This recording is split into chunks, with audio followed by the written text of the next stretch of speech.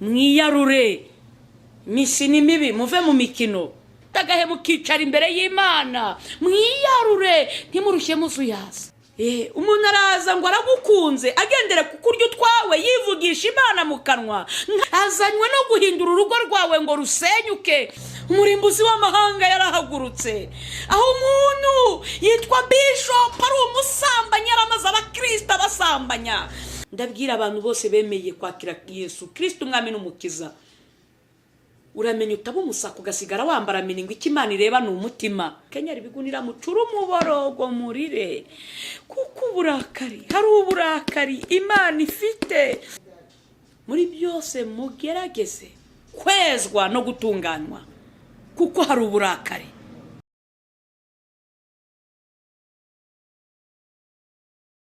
Mana yo kwizerwa, Mana y'urukundo n'imbabazi, wongera ushyirwe hejuru y'amajuru. Niweho Mana nyakuri iri kumwe n'abakerubi n'abaserafi. Niweho Mana yera, ndagushimiye cyane kunyumva n'ubundi usanzwe unyumva. Ndagushimiye kuwambaye no kubara no gupfa mu maso yawe, utajya unyihakana mwami. Wankunze urukundo rukomeye kubw'amaraso ya Yesu nanjye mbonekaho. Wirengagiza intege nke zanjye, wirengagiza ububi bwanjye bwose. Uwiteka nanjye ushyira mu mubare w'abana bawe. Warakoze utari Imana ireba nk'abantu, uri Imana ntabwo uri umuntu. Ndagushimye mubyeyi mwiza ko ari wowe wampamagariye gukora uyu murimo utoroshye ngo mbagasambu kandegireho. Ndakwinginze rero uwambaye kubora no gupfa ciye bugufi ngo ushyirwe hejuru. Ndakwinginze ntaba ari nge Kristo wowe uri hejuru y'amahanga yose ari mu isi. Ndakwinginze gitare cyanjye, akanwa kanjye kaba impanda wivugire ibyo ngiye kubwira abantu. Ntaba ari nge ahubwo umwuka wawe wera amanukire muri nge. Icyo meje ni Satani n'abadayimoni cyashya imyuka mibi yose ayivikagera tavuga Imana bitwikwe bikurweho gushaka guturutsa hera ho mu ijuru. Ibyo uri gushaka byose abari byo byumvikana mu matwi ya benshi. Abantu bose bagiye kunyumva ni mu izina rya Kristo Yesu, amen.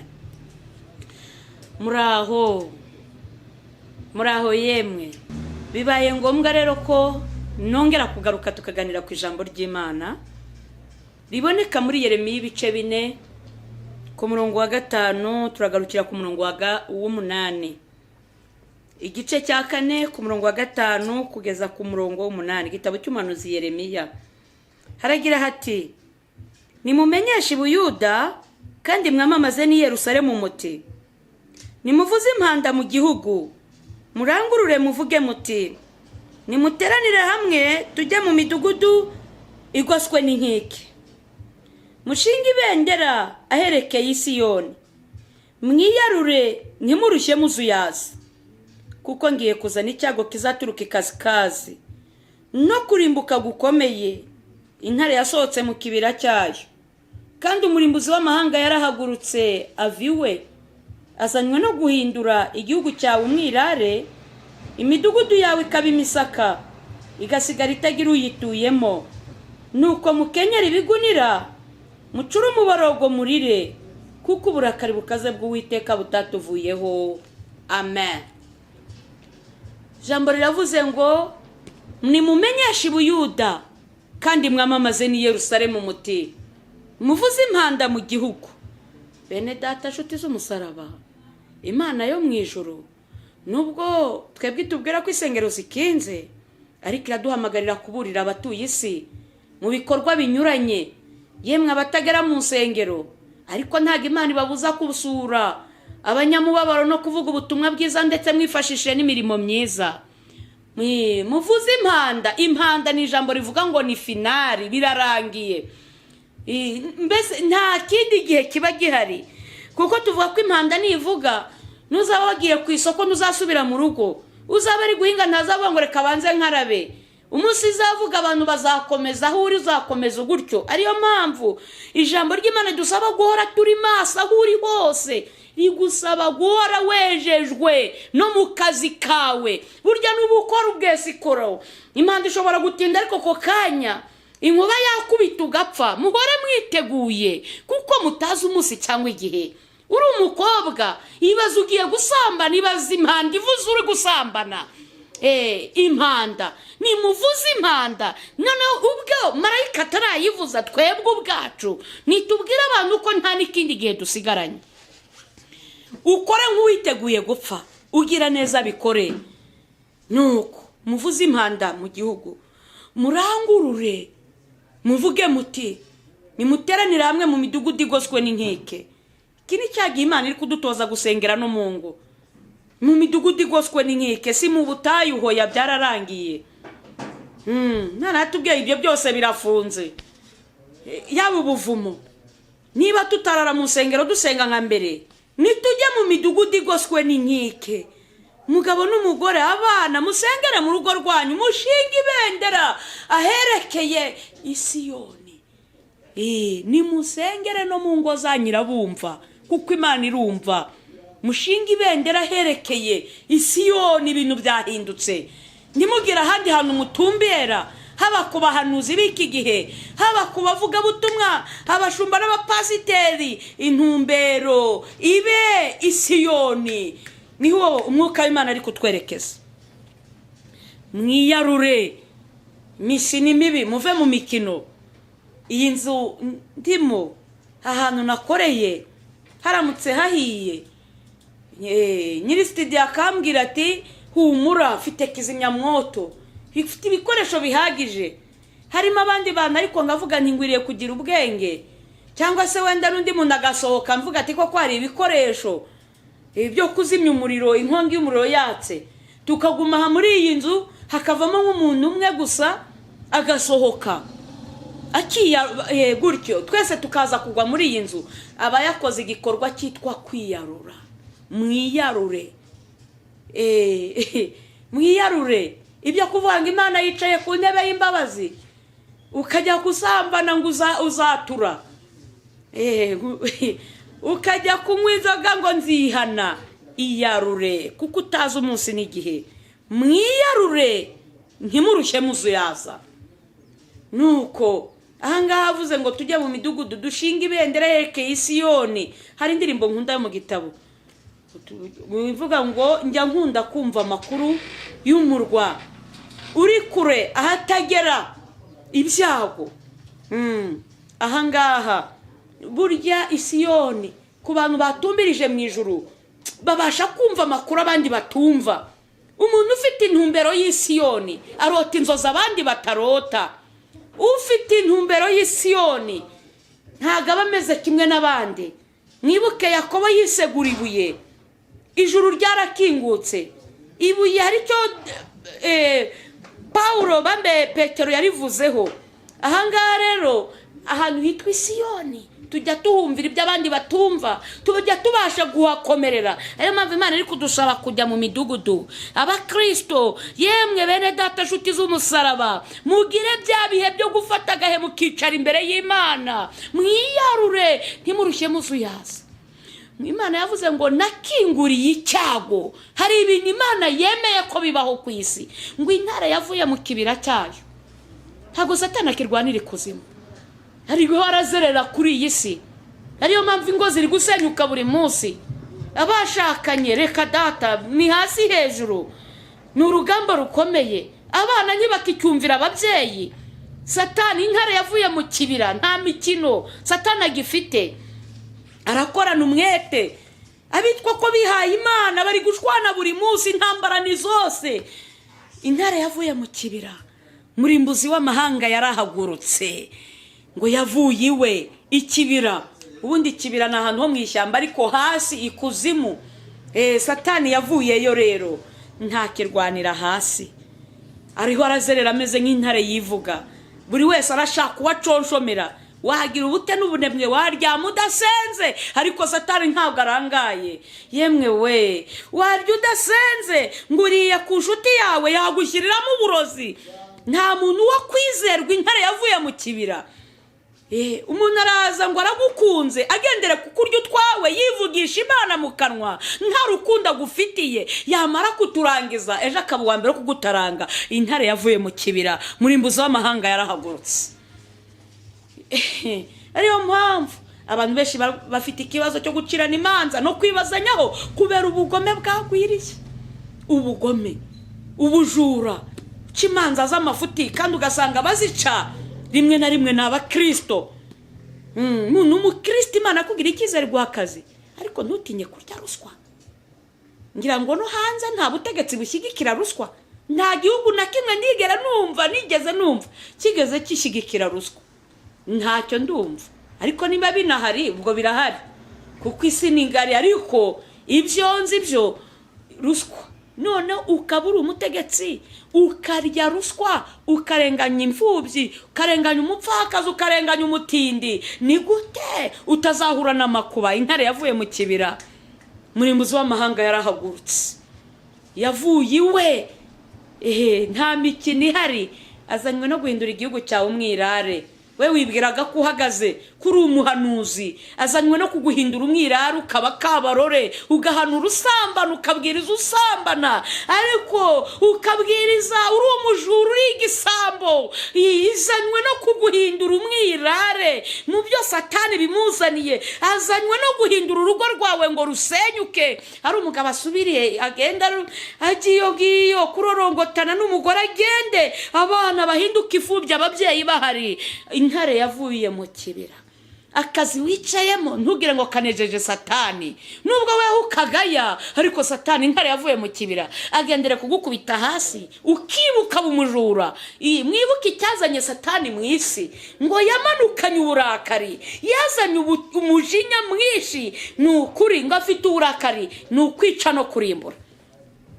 Utabona uri mu rugo ukagira ngo nukurusha abandi gusenga, iyarure, gira ibihe byo kwegera Imana, gisha Imana inama, gisha inama Imana, wiyigisha abantu b'iyi minsi. Hari abantu gisha inama ahubwo bakarushaho kugutaba. Ariko jya gufata akanya wiherere mu nzu yawe, ushinga ibendera aherekeye Isiyoni. Mbere yo kwirukangira abahanuzi, banza wigirire icyizere, upfukama ubwawe uyibaza amakuru. Mbere yo kwirukanga ku bandi, iyarure. Nuko ahangaha ngo intare yavuye mu kibira, murimbuzi w'amahanga yarahagurutse, yavuye iwe, azanywe no guhindura igihugu cyawe umwirare. Ijambo ryavuze ngo imidugudu yawe igasigara ikaba imisaka, inzu yabaye imisaka itahwa n'imiserebanya, ibihunyira, amapusi, intagangurirwa ziyarikamo. Byumvikana umutima wabaye umusaka. Nubwo waba uri umukirisitu ungana iki, nta cyaha utinya no kuroguraruga no gutingana. Baratingana, ntago bireba imyaka. Natangajwe no kubona hari abakecuru bakuze. Hari Imana nigeze gutumirwa mu gice cya Kibungo, cyakoze sindavuga hariho. Nuko mu gitondo nka saa 9 ndabyuka ngo sengera urugendo. Maze gusenga nirambitse gatoya mu gusinzira, numva umuntu arambwiye ngo aho ugiye watuze ibyaha by'abantu basambanye n'amatungo. Mba ndakangutse, nibaza ibyo bintu niba bibaho, birantangaza. Bintangaje dongera ndasenga nti niba ari n'abadayimoni batsindwa. Ariko ndangije mbita nitegura ndagenda. Ariko nagezeyo habiteraniro ryo kumanywa, dukora n'irya nijoro gutyo. Ariko icyo nihutiye, nahamagaye abantu bihana, abantu baraza. Ariko mvuze ngo ndibaza ngo, kuko nabonye mu rusengero abantu bose ari abatagatifu, bona ukuntu baririmba bahimbaza, arimo abuzuzwa umwuka wera. Ndibaza ndetse biriya bintu ni umwuka w'Imana cyangwa ni dayimoni yangendereye. Ngikibaza ibyo, ndavuga ni niba ari Imana, ari umwuka wera wambwiye ngo nihanishe icyo cyaha, simbikore. Ningera mu nzira ngakora impanuka, ngaramuka mpfuye, ndajya mu ijuru ntumviye umwuka wera, nishake mbe navangiwe, nta kibazo. Mbwira abantu bose nimusubire mu myanya yanyu, nimusubireyo. Ndavuga ni umuntu wese uzi ko yasambanye n'itungo aba ari uza, mbanze musengere. Abantu mbona ntabo, nihagararaho mbivuga bwa kabiri, ndahamagara bura n'umwe. Bwa gatatu numva ndarakaye, uburakari bumfatamo, bugurumana budasanzwe ako kanya, abenshi babyita ifuhe. Mpamagara umudiyakoni ntuzi n'ikindi, nzanira akabase karimo amazi, nkarabira imbere y'iri teraniro. Nimara gukaraba, nyagira umuntu uza kunyongorera ngo aje kwatura, biraba birangiye. Kandi ngiye kuvuma aba bantu basambanye n'amatungo, abo mwababe babiri ibyo ntibindeba. Imana igiye kuguteza uburwayi utigeze ubonana n'undi muntu uwo ari we wese. Muzivuza, nta mudogiteri ku isi uzamenya iyo ndwara. Muzashaka abahanuzi ngo babasengere, nta n'umwe. Nanjye ubwanjye nimumpamagara sinzemera kubasengera. Muzapfana agashinyaguro, nta n'urwara rwo kwishima mwifiteho. Muzapfana umubabaro urenze, kandi muzajya mu nda y'isi murimbutse. Mudiyakoni agingukana akabase karimo amazi, nagiye kubona mu iteraniro abantu 7 b'abagabo n'abasore baje biruka, barahaza imbere yanjye. Birantangaza, numva ndushijeho kurakara nanone bukarushaho kwikongezwa. Mbitambwira umudiyakoni ntimunzanira igiti mbanze mbakubiti. Nuko abantu tibabarire, niho yanumva nabakubita kuko mwakabije gukora mu jisho ry'Imana. Ariko wenda utanseka, nibura nanjye narisabye igiti. Mose yubwiye yaravuze ngo umuntu usambanye n'inyamaswa, usambanywe n'itungo, n'Isiraheli usambanye n'inyamaswa bajye bamwica, uwo ntacyo kimaze. Nibura nanjye narisabye inkoni. Nuko ariko barampemukira ntibayizana, kandi kuko niteguye kwashyira hasi ngakubita. Ndavuga ni musambana n'inyamaswa abantu badahari, indaya ndizandagaye koko muhangara inyamaswa. Ndavuga ni bitewe n'icyaha kiremereye mwakoze mu jisho ry'Imana. Mugiye kwatura, muri uku kwatura muratura kuri mikoro, iteraniro ryose ribabarire. Nicyakoze umuntu uvana akavuga ngo nabonye runaka yatura ibi, avumwe imbere y'Imana n'abantu. Cyakoze abo habonekamo abagabo 2, abandi bari abasore. Bamwe ngo Imana imbabarire ngo nasambanye n'ihene, Imana imbabarire nasambanye n'intama. Natangajwe no kumvamo 3 basambanye n'inkoko. Bene data, umuntu w'umugabo ajya umuntu w'umusore abenguka inkoko, ari iki cyamushituye? Umunwa w'inkoko, inzara se, niki kiba cyagushituye kugira ngo ugeraho wifuza kuryamana n'inkoko? Uretse kwiyi nkare yavuye mu kibira, murimbuza akaba yarahagurutse, murimbuzi w'amahanga. Hari n'amakuru yatambutse kuri radio, niyumvira ntago nabariwe, aho mu gice cya Shorongi bafashe umugabo asambana n'inka. Yari umugabo ubyaye 4 hani wacu i Rwanda, ndetse ubwe yivugira ko inka imurutira umugore yashatse.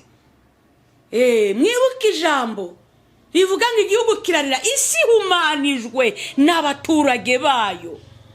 Biteye isoni n'agahinda kuba umuntu yahangara kuryamana n'inyamaswa kandi afite ubwenge, mu gihe inyamaswa itabenguka umuntu ariko umuntu akabenguka inyamaswa. Mu gihe nta nyamaswa, imbwa ntiyavogera ihene, ihene ntiyavogera intama, yewe habe n'ingurube, ariko twebwe abantu tugeza kuvogera ibikoko, inyamaswa. Nuko twikomereze. Bamaze kwatura cyakoze turasenga, harimo abantu b'Imana mu itorero rirarira, tubona ko twapfushije. Igiteye isoni, bamwe bari bafite za Bibiliya. Intare yavuye mu kibira, aho umuntu afata Bibiliya ari umucuraguzi, aho umuntu afata Bibiliya akajya ku ruhimba ari igitinganyi. Intare yavuye mu kibira cyayo, umurimbuzi w'amahanga yarahagurutse. Aho umuntu yitwa Bishop ari umusambanyi, yaramaze abakristo basambanya, cyagiye ngo bari mu myiherero mu mabiro, ari gusenya ingo z'abandi. Intare yavuye mu kibira, murimbuzi w'amahanga. Ijambo ryavuze ngo azanywe no guhindura. Birambabazi y'abantu benshi bari kumpamagara hirya no hino, nkumva abakobwa barira ngo pasiteri runaka, Bishop runaka yaransambanije. Nubwo barakara ngo nabise amasarigoma, nabuze izina ryiza nabita, kuko niryo riroroheje rwose. Ayo nama bandi Yesu hari abo yise, hari uwo yise ingunzu. Yohani abwira abantu uti mwabana bishira mwe, nukuri abo barenze inshira ni inziramire. Umuntu witwa umushumba uhangara umugore wundi, bishop urwo ni uruziramire kandi azi neza ko nawe bagiye mu rugo rwe byamurwaza umutwe. Urwo ni uruziramire. Abambwiye ngo umugabo yamamagara ari kurira yaravuye kwivuza mu mahanga asanga urugo rw'umupadiri yararutwaye. Umugore wamusuzugura anyoherereza amafoto yakuye kuri telefone y'umugore we. Si we wenyine ni benshi. Intare yavuye mu kibira, murimbuzi w'amahanga yarahagurutse. Aho umuntu witwa umuntu w'Imana wakagombye guhungirwaho ari uri gusenya ingo z'abantu akarya ingo z'abapfakazi yitwa ngo ni umukozi w'Imana. Birenze Sarigoma arenze ibandi. Cyo ni ikiziramire, ni ukuri, ni igikoko, inyamaswa abantu. Intare yavuye mu kibira, murimbuzi w'amahanga. Inzu yabaye umusaka, ishobora guhagarara ari inzu yireba akabona ari inzu.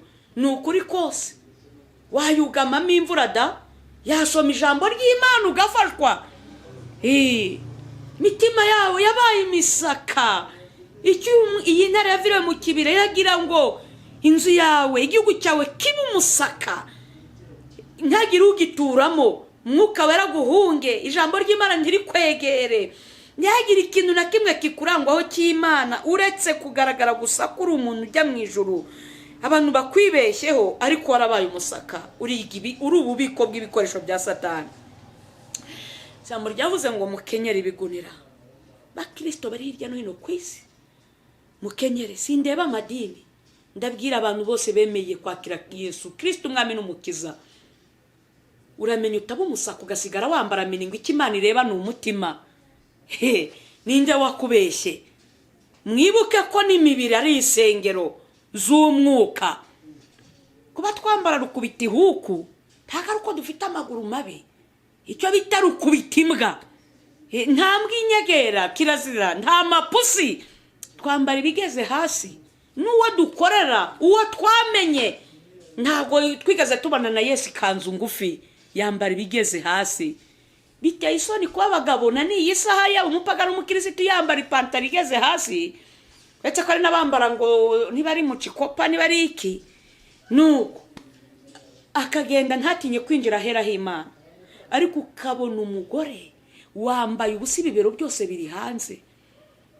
Wanitse amabere yawe ukagaragaza isoni z'ubwambure. Nuko ijambo ry'Imana ravuga ngo nimukenyere ibigunira mucuru umuborogo murire, kuko uburakari, hari uburakari Imana ifite. Ntago uburakari Imana ibutewe n'inyoni, hari ubwibutewe n'ibigori mu mirima cyangwa ibiti by'inturusu, ntibutewe na nyabarongo iri kuzura. Uburakari butewe n'icyitwa umwana w'umuntu, ahava akagera umuzungu bumwirabura. Uteje Imana uburakari bukomeye. Nuko kubw'imyitwarire ubwo burakari ntiburatuvanwaho, kuko Imana ari kitarakora. Bene data ndabashimira muri byose abanteze amatwi. Ni ukuri muri byose mugerageze kwezwa no gutunganywa, kuko hari uburakari. Iherezo rya byose riri bugufi. Iherezo y'ibifite imibiri byose rikuza imbere y'Uwiteka. Nuko mwiyeze muhunge muve muri Babuloni, umuntu wese akiza amagara ye, muticwa muhowe ibicumuro byaho, kuko ari igihe cyo guhora k'Uwiteka. Yeremiya 5:6. Intare yavuye mu kibira, ariko ni muhunge. Muhunge umujinya ugiye gutera isi. Yemwe abafite icyo bapfa n'abagenzi babo. Ijambo ry'Imana ravuga ngo uwanga mwene se n'umwicanyi. Baririmbye mwashwaniye mu makore mukamugejeje isaha mutarihana. Ubahamagarane musabane imbabazi. Wenda leta ye kubakumira ngo mutanduzanya coronavirus, kugira ngo mutanduzanya, ariko mu mwuka mwaranduzanyije ibirenze corona. Ndabagira inama yo guhamagarana cyangwa mugashaka mukiyunga, muhunge muve muri Babuloni, kuko nuwanga mwene se n'umwicanyi barozi mwihane, kuko uburakari bw'ingazi bugiye kubamanukira. Hari uburakari ntiburatuvanwaho. Bashumba, Imana irabarakariye. Sinzi niba amaso yanyu ari kureba. Imana yambwiye ngo yabambuye intama. Yesu arambwira ngo ari kuziragirira. Nimuhunge muve muri Babuloni. Murakoze, tugiye gusenga. abantu bajyaga muri nibature ntimwitwaze yuko bamwe insengero zikinze. Reka da no mu gicuku cya nijoro mubyuke musenge kuko mwambara ibigunira musenge. Ni ukuri mufate ibihe mwiyiriza ubusa muririra abatuye isi muririra igihugu. Wenda hari umubare wagabanuka w'abarimbuka hakongera gukizwa benshi. Tugiye gusenga. Imana yo mu ijuru idufashe ko buri wese yashobora gushinga ibendera kerekeza Siyoni. Biteye isoni kubura umwana w'umukobwa uri kwirukanga mu ngo z'abasore ariho ubarizwa iwanyu ntacyo wakwimarira, utatekera umukecuru, utakoza isafuriya y'umukecuru ngo ugiye gutekera abasore. Yewe ngo urabeshya ngo urakijijwe. Ukijijwe hehe? Ni muhunge muve muri Babuloni. Tugiye gusenga.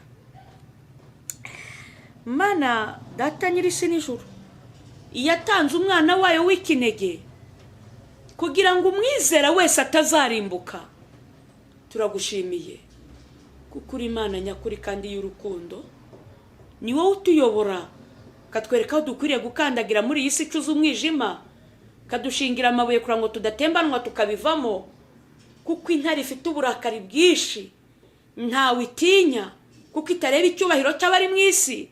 Naho yaba ari papa, yaba abapadiri, yaba abasenyera, abashumba, ababishop, abapotre, abarivera, abapasteri, abahanuzi, abavuga butumwa, ntawe iyi ntare iri gutinya. Uwiteka turakwinginze, dushinze ibendera abandi barishinze mu mipira y'isi, mu butunzi bw'isi, mu binezeza, ariko natwe turebye ku musaraba abashaka ubwami bw'Imana, turebye kuri Kristo ubwo uzagaruka tutazakorwa n'isoni tukamwara kugira ngo uzasange twariteguye. Eza buri wese ufite umutima wo gushaka ubwami bwawe. Urakoze kuri kumwe natwe mu izina rya Yesu. Amen.